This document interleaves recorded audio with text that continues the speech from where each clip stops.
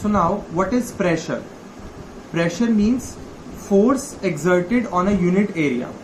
Force exerted per unit area, force applied per unit area is called pressure. You can see pressure is equal to force upon area. Force acting on per unit area is called pressure. What happens to gases? Gases gets liquefied on applying pressure. When we apply pressure, gases get liquefied. Like LPG. You have seen LPG, liquefied petroleum gas.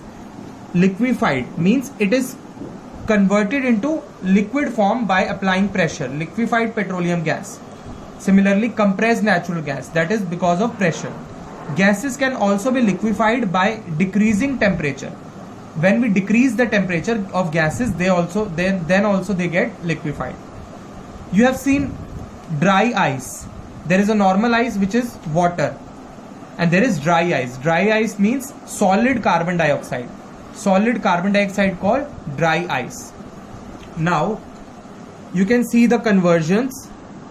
Now when solid is converted into liquid, this is called fusion or melting.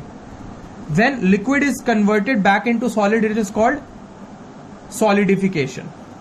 Now when liquid is converted into gases, it is called vaporization. When gas is converted into liquid, it is called condensation. When solid is directly converted into gas, it is called sublimation. And when gas is directly converted into solid, it is also sublimation. So this conversion is very important. You need to learn this. Now the next one is evaporation. Very important phenomena. The phenomena of change of liquid into vapors at any temperature below its boiling point is called evaporation. Now what is evaporation? The phenomena of changing of liquid into vapors at any temperature is called evaporation. Okay, now how it is different from boiling? Boiling occurs at a specific temperature, but evaporation can occur at all the temperatures. Boiling do not cause any cooling effect, but evaporation causes cooling effect. Okay, as you have seen, the earthen pot or the matka in your houses provides you with cool water in summers. How? Because the pores on that earthen pot are the liquid present inside the earthen pot. Through the pores, the liquid get vaporized and cooling sensation is provided. In summers, you are wearing cotton shirts because cotton is a good absorber of sweat, so it will absorb the sweat, and through the pores of the shirt, the sweat get vaporized and you get cooling sensation. Okay, so these are some applications of evaporation. Now, what are the effects of evaporation due to different factors? Surface area means area. Greater the surface area, more will be the evaporation. When the surface area is more, rate of evaporation increases. Increased temperature. When we increase the temperature, evaporation becomes faster, because we know it occurs as all temperature. So if you increase the temperature, evaporation becomes faster. Humidity. Humidity means moisture in the air. It decreases evaporation. When there is humidity, evaporation decreases.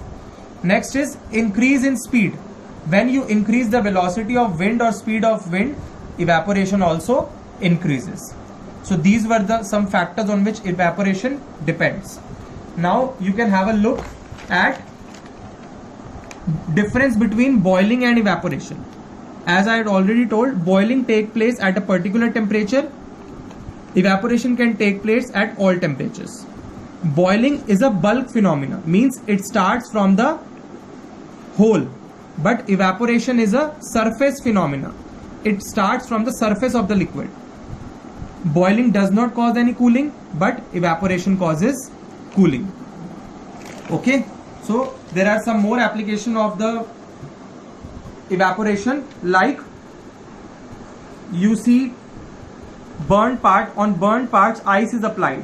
When ice is applied on the burnt part, it causes cooling effect, because the heat in the wound get vaporized easily. Okay, similarly, when you put acetone acetone or thinner on your hand, you get a feeling sensation because acetone vaporizes very fast. It evaporates and causes cooling sensation. Okay? Thank you.